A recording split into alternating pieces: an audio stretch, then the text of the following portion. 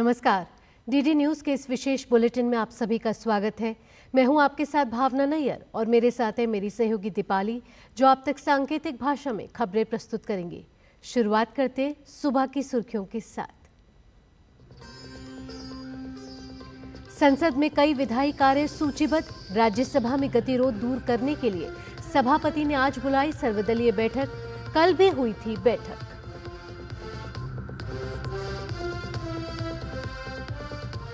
रक्षा मंत्री राजनाथ सिंह आज भारत रूस अंतर सरकारी आयोग की बैठक की करेंगे सह अध्यक्षता। सैन्य और सैन्य तकनीकी सहयोग पर करेंगे चर्चा।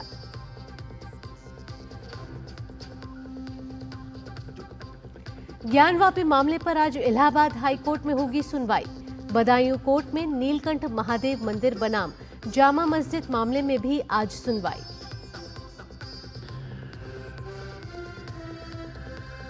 मुंबई के कुर्ला में बेकाबू बस ने 30 लोगों को रौंदा। 4 लोगों की हुई मौत। हादसे के बाद मची अफरा तफरी।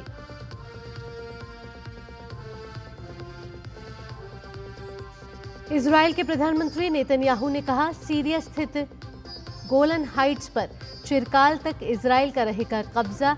हमास की सफाई के लक्ष्य को दोहराया।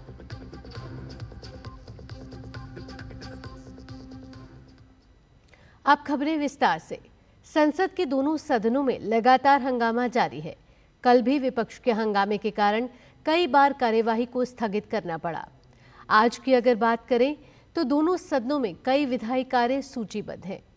लोकसभा में आज मर्चेंट शिपिंग बिल 2024, रेलवे संशोधन विधेयक 2024 और आपदा प्रबंधन संशोधन विधेयक 2024 सूचीबद्ध किए गए हैं, जबकि राज्यसभा में बैंकिंग कानून संशोधन विधेयक 2024 चर्चा और पारित करने के लिए कार्यसूची में शामिल किया गया है।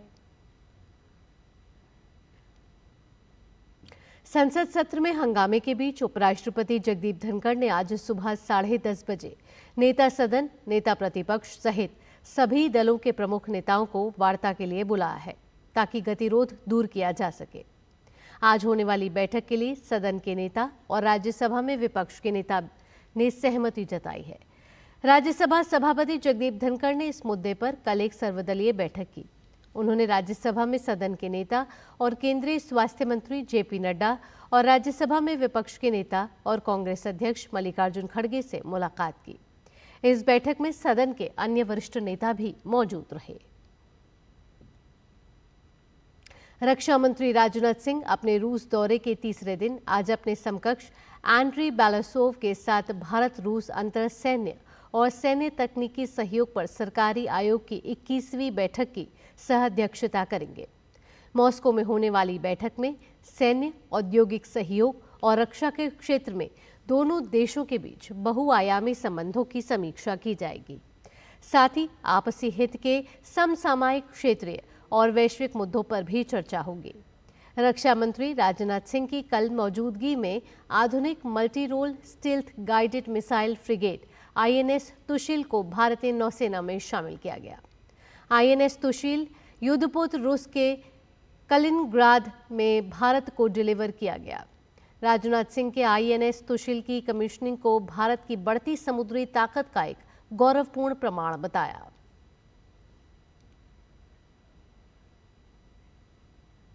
विदेश मंत्री डॉक्टर एस जयशंकर ने बहरीन की राजधानी मनामा में भारतीय समुदाय के साथ बातचीत की।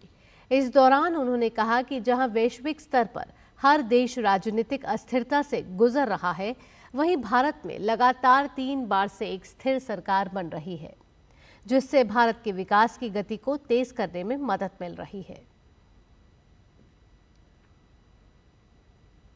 वाराणसी के ज्ञानवापी परिसर स्थित वजूखाने का आर्कियोलॉजिकल सर्वे ऑफ इंडिया से सर्वे कराए जाने की मांग पर इलाहाबाद हाईकोर्ट में आज सुनवाई होगी। इससे पहले 21 नवंबर को होने वाली सुनवाई 10 दिसंबर तक के लिए टाल दी गई थी। दरअसल हिंदू पक्ष लंबे समय से वजूखाना का ASI से सर्वेक्षण कराने की मांग कर रहा है। इसको लेकर हिंदू पक्ष की ओर से दायर याचिका में शिवलिंग को छोड़कर वजूखाने के बाकी हिस्से का भी सर्वेक्षण कराए जाने की मांग की गई है। हालांकि मुस्लिम पक्ष लगातार इसका विरोध करता रहा है। मुस्लिम पक्ष की तरफ से दलील दी गई है कि सुप्रीम कोर्ट ने इस पर रोक लगाई है। बदायूं कोर्ट में आज नीलकंठ महादेव मंदिर बनाम जामा मस्जिद मामले में सुनवाई होगी। सुनवाई बदायूं के सिविल जज senior division fast track court में होनी है। पिछली सुनवाई 3 दिसंबर को हुई थी, जिसमें जामा मस्जिद इंतजामिया कमेटी की ओर से बहस के दौरान वकील ने मामला खारिज किए जाने की अपील की थी। उनकी तरफ से दी गई दलील में कहा गया था कि वादी को दावा करने का अधिकार नहीं है, क्योंकि 15 अगस्त 1947 से पहले और बाद में वहां मस्जिद है, मंदिर नहीं। जबकि वादी हिंदू महासभा के प्रदेश अध्यक्ष मुकेश पटेल ने 2 अगस्त 2022 को दायर याचिका में जामा मस्जिद में नीलकंठ महादेव मंदिर होने का दावा किया था, जिस पर न्यायालय में आज सुनवाई होगी। आज पूरा देश मानवाधिकार दिवस मना रहा है। प्रतिवर्ष 10 दिसंबर को मानवाधिकारों के संबंध में संयुक्त राष्ट्र की घोषणा की याद में मानवाधिकार दिवस मनाया जाता है। संयुक्त राष्ट्र आम सभा ने 1948 में मानवाधिकारों की सार्वभौमिक घोषणा को अपनाया और लागू किया था। इसे संपूर्ण विश्व में मानवाधिकारों के संरक्षण के लिए साझा मानक मानदंड के रूप में अपनाया गया। मानवाधिकार दिवस का इस वर्ष का विषय है हमारे अधिकार, हमारा भविष्य। यह उस विश्वास को और मजबूत करता है कि मानवाधिकार महज एक आकांक्षा नहीं है, बल्कि बेहतर भविष्य के निर्माण के लिए व्यक्तियों और समुदायों को सशक्त बनाने का व्यवहारिक साधन भी है। राष्ट्रपति द्रौपदी मुर्मू आज विज्ञान भवन में मनाए जाने वाले मानवाधिकार दिवस समारोह में मुख्य अतिथि के तौर पर शिरकत करेंगी। अपनी स्थापना से ही राष्ट्रीय मानवाधिकार आयोग द्वारा मानवाधिकार उल्लंघन के 23.14 लाख से अधिक मामले दर्ज किए गए हैं और मानवाधिकार उल्लंघन के पीड़ितों को राहत के रूप में 256.57 करोड़ रुपए की संस्तुति दी गई है। मानवाधिकार दिवस समारोह के बाद मानसिक स्वास्थ्य देखभाल, कक्षा से कार्यस्थल तक तनाव को नियंत्रित करना विषय पर 1 दिवसीय राष्ट्रीय सम्मेलन का भी आयोजन किया जाएगा।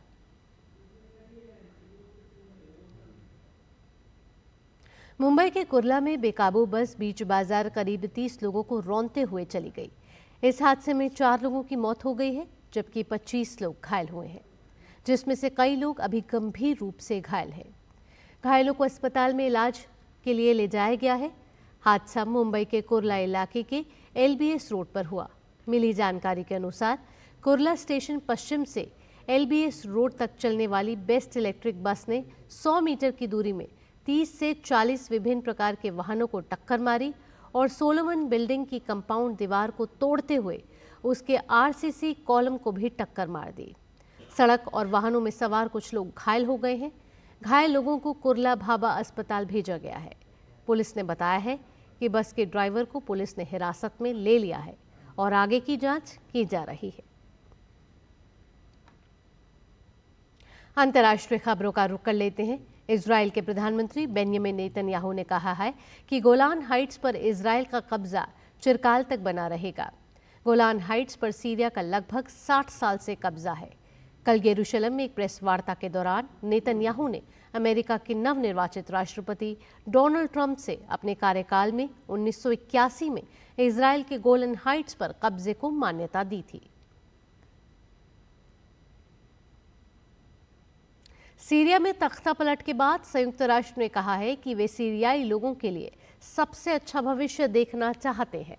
संयुक्त राष्ट्र महासचिव एंटोनियो गुटेरेस के प्रवक्ता स्टीफन दुजारिक ने प्रेस वार्ता के दौरान कहा कि सीरिया के लोग ऐसे भविष्य को खुद चुने जो समावेशी हो और अल्पसंख्यकों के अधिकार को पूरा सम्मान करता हो।